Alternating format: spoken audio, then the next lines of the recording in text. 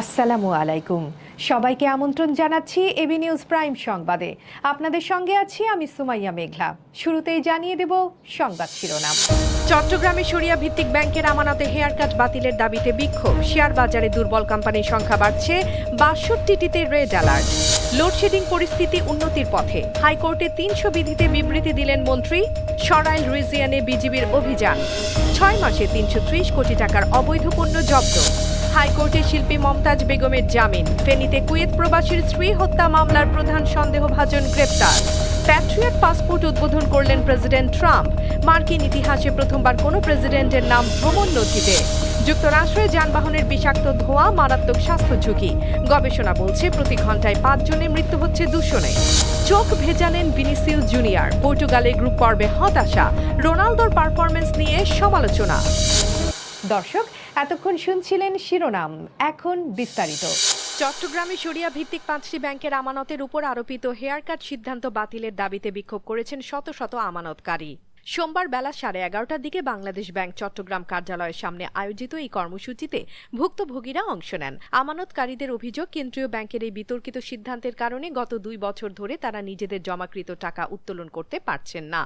চিকিৎসা, শিক্ষা, ব্যবসা ও দৈনন্দিন ব্যয় মেটাতে না পেরে অনেকেই চরম মানবেতর জীবনযাপন করছেন। তাদের দাবি, হেয়ার কাটের কারণে আমানতের মুনাফা কমে যাওয়ায় আর্থিক ক্ষতি ও অনিশ্চয়তা তৈরি হয়েছে। অন্যদিকে দেশের শেয়ার বাজারে দুর্বল কোম্পানির সংখ্যা ক্রমেই বাড়ছে। বর্তমানে তালিকাভুক্ত ৩৫০টি কোম্পানির মধ্যে ১২৭টি কোম্পানি দুর্বল শ্রেণীভুক্ত, যা জেড ক্যাটাগরিতে নেমে এসেছে। চলতি বছরে এসব কোম্পানির লভ্যাংশ ঘোষণার সম্ভাবনা অত্যন্ত ক্ষীণ। এর মধ্যে ৬২টি কোম্পানির কারখানা বন্ধ ও অত্যন্ত ঝুঁকিপূর্ণ হওয়ায় রেড অ্যালার্ট জারি করা হয়েছে, যা মূলত অস্তিত্ব সংকটে থাকা প্রতিষ্ঠানগুলোর তালিকা। ব্যাংক ও ব্যাংক বহির্ভূত আর্থিক প্রতিষ্ঠানগুলো তীব্র তারল্য সংকটে রয়েছে। ফলে ব্যাংকিং খাতে নগদ লভ্যাংশ ঘোষণায় সীমা বা ক্যাপ বেঁধে দেওয়া হয়েছে। শুধু নগদ লভ্যাংশ নয়, স্টক, বোনাস, শেয়ার লভ্যাংশ দেওয়ার ক্ষেত্রেও করের চাপ বাড়ানো হয়েছে। সব মিলিয়ে চলতি বছরে শেয়ার বাজারের কোম্পানিগুলো লভ্যাংশ ঘোষণার ক্ষেত্রে এক কঠিন সমীকরণের মুখোমুখি।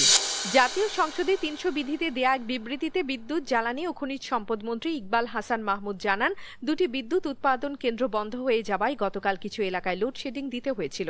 সোমবার তিনি বলেন, আজ বিদ্যুৎ উৎপাদন বেড়ে ১৪,৫০০ মেগাওয়াটে পৌঁছেছে, যেখানে চাহিদা ১৪,৮৩৯ মেগাওয়াট। ফলে লোডশেডিং কমে মাত্র ৩৩৯ মেগাওয়াটে নেমে এসেছে। মন্ত্রী জানান, সরকার দ্রুত অবশিষ্ট ঘাটতি কমিয়ে আনার জন্য কাজ করছে। কিছু এলাকায় সীমিত লোডশেডিং থাকতে পারে, তবে তা সম্পূর্ণভাবে দূর করতে সর্বোচ্চ চেষ্টা চলছে। তিনি আরও বলেন, গতকালের পরিস্থিতি তুলনামূলকভাবে কঠিন ছিল, কিন্তু আজ পরিস্থিতির উন্নতি হয়েছে এবং বিদ্যুৎ সরবরাহ স্বাভাবিক রাখতে প্রয়োজনীয় সব পদক্ষেপ নেওয়া হচ্ছে। সদরের উত্তালতার জন্য কয়লা আনলোড করতে পারছে না, সেই জন্য আরেকটা প্রায় 5 বন্ধ হয়ে গেছে। এতে করে আমার প্রায় ৩,০০০ মেগাওয়াট বিদ্যুৎ আমার সঞ্চালন লাইন থেকে বেরিয়ে গেছে। এর ফলে আমাদেরকে বিভিন্ন জায়গায় লোডশেডিং দিতে হচ্ছে এবং ঢাকাতেও লোডশেডিং দিতে হবে। আমি এই মহান সংসদের মাধ্যমে জনগণের কাছে এবং আমাদের বিরোধী দলের সদস্যদের কাছে আহ্বান জানাবো, এটা একটা জাতীয় সংকট। আসুন আমরা সবাই মিলে এই সংকটটা উত্তোলন করার জন্য ঐক্যবদ্ধভাবে চেষ্টা করি। আমি আশা করি আগামী 2 দিনের মধ্যে এই অবস্থার উন্নতি হবে। অন্যদিকে চলতি বছরের 1 জানুয়ারি থেকে 28 জুন পর্যন্ত সরাইল রিজিয়নের আওতাধীন সীমান্ত এলাকায় পরিচালিত বিভিন্ন অভিযানে মোট ৩৩০ কোটি ৮৭ লাখ টাকা মূল্যের অবৈধ পণ্য জব্দ করেছে বর্ডার গার্ড বাংলাদেশ বিজিবি। একই সময় ১৪০ জন আসামিকে আটক করা হয়েছে। সোমবার সকালে ময়মনসিংহ ব্যাটালিয়ন ৩৯ বিজিবি সদর দপ্তরে আয়োজিত প্রেস ব্রিফিংয়ে এসব তথ্য জানান ব্যাটালিয়নের অধিনায়ক লেফটেন্যান্ট কর্নেল মোহাম্মদ নুরুল আমিন বায়েজিদ। উত্তর পূর্ব রিজন তথা সরাইলের অধীনস্থ ময়মনসিংহ, সিলেট, শ্রীমঙ্গল ও কুমিল্লা সেক্টর এবং সংশ্লিষ্ট ব্যাটালিয়নসমূহ সম্মিলিতভাবে ১,২০৪ কিলোমিটার দায়িত্বপূর্ণ সীমান্তবর্তী এলাকা সার্বক্ষণিক নজরদারি ও গোয়েন্দা তথ্যের ভিত্তিতে অভিযান পরিচালনা করছে।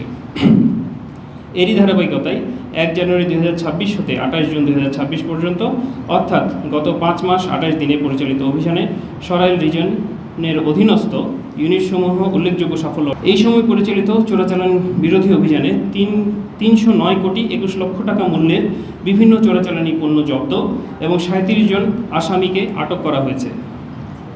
একই সময়ে মাদক বিরোধী অভিযানে 21,66,00,000 টাকা মূল্যের মাদকদ্রব্য উদ্ধার এবং 102 জন আসামিকে আটক করা হয়েছে।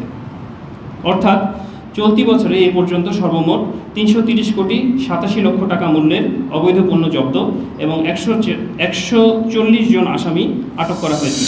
দুটি হত্যা মামলা এবং একটি হত্যা চেষ্টা মামলায় আওয়ামী লীগ দলীয় সাবেক সংসদ সদস্য ও শিল্পী মমতাজ বেগমকে জামিন দিয়েছেন হাইকোর্ট। সোমবার বিচারপতি কে এম জাহিদ সরওয়ার কাজল ও বিচারপতি শেখ আবু তাহেরের সমন্বয়ে গঠিত বেঞ্চ এই আদেশ দেন।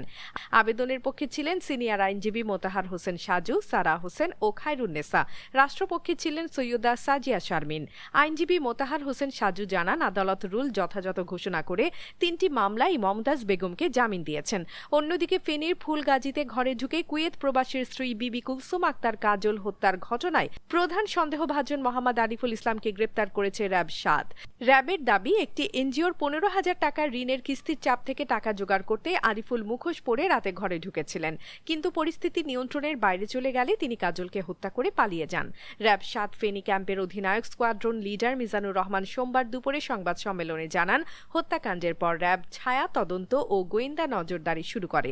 বিভিন্ন তথ্য উপাত্ত বিশ্লেষণ এবং সন্দেহভাজনদের জিজ্ঞাসাবাদ করা হয়। এরপর রোববার রাত থেকে সোমবার সকাল 7টা পর্যন্ত অভিযান চালিয়ে ফুলগাজীর উত্তর ধর্মপুর এলাকা থেকে আরিফুলকে গ্রেপ্তার করা হয়। যুক্তরাষ্ট্রের 250তম স্বাধীনতা দিবস উপলক্ষে নিজের ছবিযুক্ত প্যাট্রিয়ট পাসপোর্ট উদ্বোধন করেছে প্রেসিডেন্ট ডোনাল্ড ট্রাম্প। সীমিত সংখ্যায় প্রকাশিত এই স্মারক পাসপোর্ট নিয়ে ইতোমধ্যে ব্যাপক আলোচনা শুরু হয়েছে। যুক্তরাষ্ট্রের পররাষ্ট্র মন্ত্রণালয় আগেই জানিয়েছিল 6 জুলাই স্মারক পাসপোর্ট অবমুক্ত করা হবে। তবে ট্রাম্প যে ছবি প্রকাশ করেছেন সেটি সরকারি ঘোষণার অংশ কিনা হোয়াইট হাউস এই বিষয়ে মন্তব্য করতে রাজি হয়নি। হোয়াইট হাউসের একজন কর্মকর্তা জানিয়েছেন, ট্রাম্পের ছবিযুক্ত এই পাসপোর্ট সীমিত সংখ্যায় ছাড়া হয়েছে এবং আগ্রহীদের অবশ্যই সশরীরে ওয়াশিংটনে গিয়ে আবেদন করতে হবে। পাসপোর্টটি অবমুক্ত হওয়ার পর ট্রাম্প যুক্তরাষ্ট্রের ইতিহাসে প্রথম এবং এখন পর্যন্ত একমাত্র প্রেসিডেন্ট যার নাম মার্কিন নাগরিকদের ভ্রমণ নথিতে যুক্ত হল। 2025 সালে দ্বিতীয় মেয়াদে প্রেসিডেন্ট হওয়ার পর ট্রাম্প সরকারি প্রতিষ্ঠানগুলোতে নিজের ব্যক্তিগত ছাপ রাখছেন আরও খোলামেলাভাবে। বেশ কয়েকটি সরকারি ভবনের বাইরে প্রেসিডেন্টের ব্যানার উঠছে এবং ট্রেজারি মন্ত্রণালয় জানিয়েছে শীঘ্রই $1 নোটে তার স্বাক্ষর দেখা যাবে। এর আগে president Trump John F Kennedy সেন্টারের নামের সঙ্গেও নিজের নাম যুক্ত করেছিলেন, তবে আদালতের নির্দেশে সেই নাম পরে সরিয়ে দেওয়া হয়। প্রতিনিয়ত সড়কে বাড়ছে যানবাহনের সংখ্যা, আর সেই সঙ্গে বাড়ছে জীবাশ্ম জ্বালানি চালিত পরিবহনের বিষাক্ত ধোঁয়া। এই ধোঁয়া এখন যুক্তরাষ্ট্রের পরিবেশ ও জনস্বাস্থ্যের জন্য ভয়াবহ হুমকি হয়ে উঠেছে।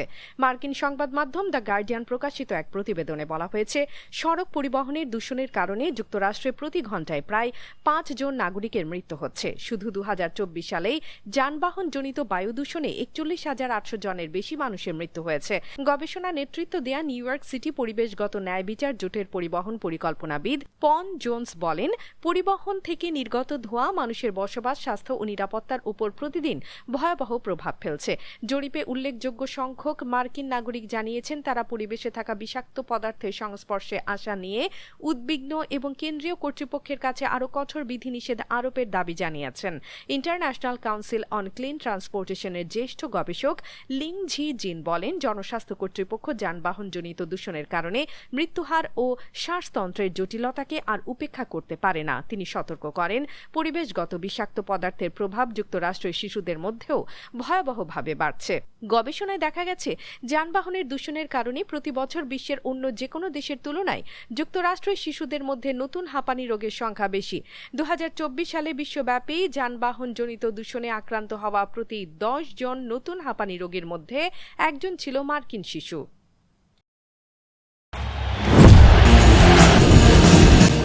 বিশ্বকাপের আগে খুব বেশি আলোচনায় না থাকলেও এরই মধ্যে আলোচনার কেন্দ্রবিন্দুতে উঠে এসেছেন ব্রাজিলের ফরওয়ার্ড ভিনিসিয়াস জুনিয়র। গ্রুপ পর্বের 3 ম্যাচে 4 গোল ও 1 অ্যাসিস্টে তিনি হয়ে উঠেছেন দলের আক্রমণ ভাগের প্রধান ভরসা। মাঠের পারফরম্যান্সের পাশাপাশি ব্যক্তিগত জীবনের আবেগঘন একটি মুহূর্ত আলোচনায় এসেছে, যা ভিনিসিয়াসকে আরও মানবিকভাবে তুলে ধরেছে। এক ভিডিও বার্তায় ভিনিসিয়াসের দিদিমা নীলজা বলেন, তিনি ছোটবেলায় খুব লাজুক ছিলেন এবং ফুটবলই ছিল তার ধ্যান জ্ঞান। নীলজা জানান, 16 বছর বয়স পর্যন্ত ভিনিসিয়াস তার পাশেই ঘুমাতেন। মাঝে মধ্যে তাকে জড়িয়ে ধরে চোখ মেলে নিশ্চিত হতেন যে দিদিমা তার পাশে আছেন। নীলজা আরও বলেন, ভিনি আমার নাতি, আওয়ার লেডি অফ আপারাসিডা যেন সব সময় তোমাকে রক্ষা করেন। তোমার দাদিমা তোমাকে অনেক ভালোবাসে। অন্যদিকে বিশ্বকাপের অন্যতম ফেভারিট হিসেবে যাত্রা শুরু করলেও পর্তুগাল গ্রুপ পর্বে প্রত্যাশিত পারফরম্যান্স দেখাতে পারেনি। গণতান্ত্রিক কঙ্গোর সঙ্গে ড্র দিয়ে টুর্নামেন্ট শুরু, এরপর উজবেকিস্তানকে ৫-০ গোলে হারালেও শেষ ম্যাচে আবারও কলম্বিয়ার সঙ্গে ড্র করেই গ্রুপ পর্ব শেষ করেছে দলটি। এই ম্যাচে পর্তুগালের প্রধান তারকা ক্রিস্টিয়ানো রোনালদো পুরো ৯০ মিনিট মাঠে থাকলেও প্রত্যাশা পূরণ করতে পারেননি, এমনটাই বলছে স্বদেশি গণমাধ্যম আবোলা। প্রতিবেদনে উল্লেখ করা হয়েছে রোনালদোর শটগুলো তেমন বিপজ্জনক ছিল না এবং কলম্বিয়ার গোলরক্ষক কামিলো ভার্গাসের মুখোমুখি হয়ে পাওয়া বড় সুযোগটিও তিনি কাজে লাগাতে ব্যর্থ হন। যদিও পরে সে আক্রমণ অফসাইড হিসেবে বাতিল হয়, তবুও পারফরম্যান্স নিয়ে সমালোচনা থামেনি। টুর্নামেন্টে এটি ছিল দ্বিতীয়বার যখন রোনালদো প্রত্যাশার তুলনায় কম প্রভাব রাখতে পেরেছেন। দর্শক, এতক্ষণ আমাদের সঙ্গে থাকার জন্য ধন্যবাদ। সর্বশেষ সংবাদ পেতে ভিজিট করুন আমাদের ওয়েবসাইট www.abnewsinternational.com এ। সেই সঙ্গে নিয়মিত ভিডিও নিউজ পেতে আমাদের ফেসবুক পেজ ও ইউটিউব চ্যানেলে চোখ রাখুন।